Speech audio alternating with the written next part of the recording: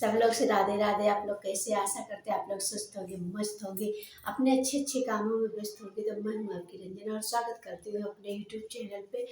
तो आज हम वीडियो लेके आए हैं कि देखिए अगहन पूर्णिमा कब है, अगहन पूर्णिमा किस तारीख को है, अगहन पूर्णिमा के दिन हमको कौन कौन से नियम का पालन करना है और उस दिन से हमको क्या क्या नहीं करना, क्योंकि खरमास लग जाएगा। पौष जिसको बोलते हैं पूस, कहीं कहीं गांव में हमारे यहाँ बोलते हैं पूस और कहीं कहीं पौष बोलते हैं, कहीं कहीं खरमास बोलते हैं। तो जैसे जहाँ की भाषा हो उस तरह से आप लोग समझ लीजिएगा।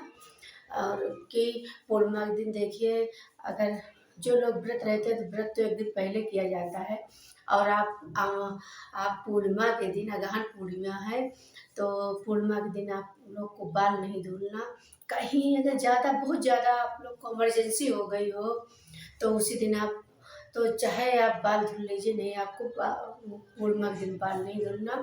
और इस दिन रविवार पड़ता है तो रविवार के दिन आपको क्या करना है कि तुलसी, देखिए तुलसी का पूजा नहीं करना, तुलसी का पूजा नहीं करना और केले का पूजा नहीं करना, केले का नहीं पूजा करना है, पीपल का पूजा नहीं करना। तो इस तरह से, क्योंकि ये रविवार पड़ता है तो रविवार को आपको पूजा नहीं करनी, ना तुलसी माता का करना है और ना ही सूर्य भगवान को तो जरूर जल दीजिए, क्योंकि उनको सूर्य भगवान का किसी दिन का जल वो नहीं रहता, हमेशा प्रतिदिन सूर्य भगवान को जल देना ही रहता है। तो आप लोग पूर्णिमा के दिन अगर हो सके तो आप लोग गंगा स्नान करें। गंगा स्नान इसमें बहुत ही आवश्यक रहता है पूर्णिमा के दिन। ये अगहन पूर्णिमा है तो आप लोग अगर हो सकता है तो आप लोग गंगा स्नान करें। आप अगर नहीं ना गंगा स्नान आप कर सकते तो आप घर में ही अपने जल में गंगा जल डाल लीजिए, डाल के और आप गंगा माता का, गंगा जमुना का आप ध्यान करके और स्नान करिए तो आपको उसी में दर्शन मिल जाएगा। तो इस दिन से जो कुछ आपको लेना है पूर्णिमा के दिन तक ले सकते हैं। और पूर्णिमा के दूसरे दिन से, क्योंकि चलिए पूर्णिमा के दिन तक तो सीमित है, लेकिन पूर्णिमा के दूसरे दिन आपको नया कुछ नहीं लेना और न यूज करना है। कि चलो जैसे आप सिंदूर लाएं तो आपको नया नहीं यूज करना, बिंदी लाए तो आपको नया नहीं यूज करना। अगर आप पहले से यूज करें तो उसको यूज करिए, बाकी आपको नए कपड़े भी नहीं पहनने। इस खरमास में आपको कपड़ा भी नहीं पहनना। अगर आप कहीं मान लो जैसे कोई किराए पे कमरा रहता है तो आपको कमरा चेंज करना है, तो कमरा चेंज करना है तो देखिए आप यही क्योंकि 15 तारीख को पूर्णिमा है तो 15 तारीख को ही आप कुछ सामान, एक दो सामान आप वहाँ रख सकते हैं, रख के उसके बाद में आप जाइएगा। नहीं तो आप नया किराए का कमरा भी नहीं लीजिएगा, शुभ नहीं माना गया, क्योंकि ये मरपक पड़ता है। हमारे यहाँ गाँव में क्या बोलते हैं कि ये मरपक लगा है। अगर बेटी मान लो शादी के बाद पहला है, ये पहला खरमास है, पहला ये पूस है, मतलब पौष बोलते हैं और पूस भी बोलते हैं। तो आपके यहाँ जैसे भी कहा जाता है आप उसी हिसाब से समझ लीजिए, क्योंकि हमने सब तरीके से बता दिया, खरमास भी बता दिया, पौष भी बता दिया, पूस भी बता दिया, सब कुछ हमने बता दिया। कोई चीज़ में सब आपको जैसा हो वैसे क्लियर आप लोग समझ लीजिएगा। तो इसमें जैसे मान लो बेटी की शादी हुई है तो ये नया खरमास लगा है, ये तो आप लोग को अगर मायके में ही रहे बेटी, अगर आ गई ससुराल में तो ससुराल में ही रहे, या मायके में रहे या ससुराल में, इधर उधर आना जाना नहीं, एक तरफ रह सकती है, आना जाना नहीं, क्योंकि ये खरमास है, ये अच्छे दिन नहीं होते और इसमें ये मरपक माना गया तो इसमें नहीं ये सब होता। और आप लोग कोई भी नया चीज़, जैसे आप लोग साड़ी लिए हैं तो साड़ी भी आप खरमास में नया नहीं यूज कर सकती। साड़ी कभी भी आप आज नहीं हमेशा के लिए याद कर लीजिए कि साड़ी नहीं यूज कर सकती। नई चूड़ी, जैसे आप नई चूड़ी लिए हैं तो नई चूड़ी को भी आपको यूज नहीं करना।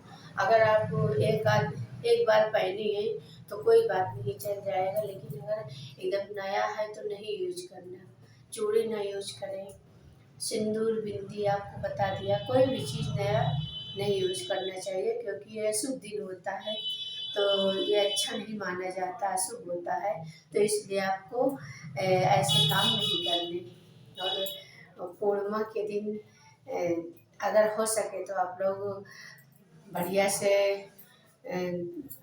और जिसके अगर मान लो पास में नदी है, तालाब है, तो वहाँ स्नान कर सकते हैं, नहीं तो आप गंगा मैया में जरूर स्नान करिए।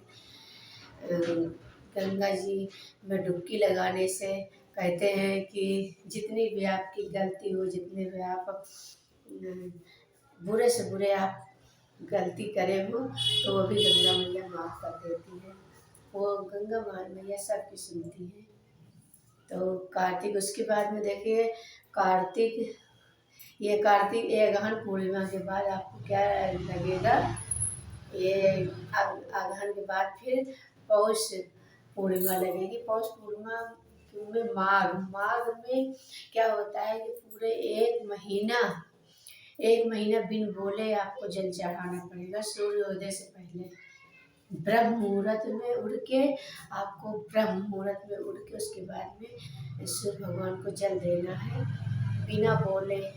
जैसे भी आप उस तरह से उठे तो पहले आप भगवान श्री मन का, पहले आप लक्ष्मी जी का दर्शन करिए, उसके बाद सरस्वती माता का दर्शन करिए, फिर भगवान श्री नारायण का दर्शन करके आपको धरती में पाँव रखना है बिन बोले। उसके बाद में आपको स्नान करके सारा घर का काम काज ऐसे बिन बोले करते हुए फिर आपको स्नान करके सूर्य भगवान को जल देना है बिन बोले। ये माघ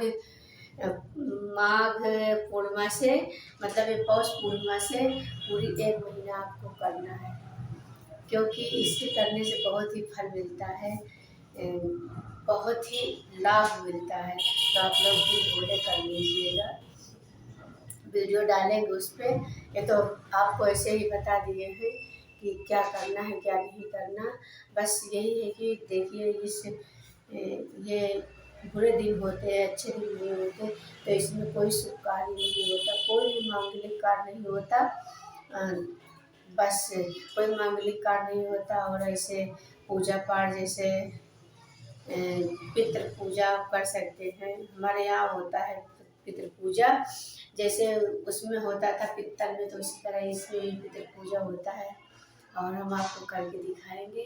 तो खर मास में आपको, क्योंकि देखिए 15 तारीख को अगहन पूर्णिमा है, उसके बाद में खर मास लग जाएगा, एक महीना पूरा 14 जनवरी तक रहेगा, 14 जनवरी के बाद ही समाप्त होगा।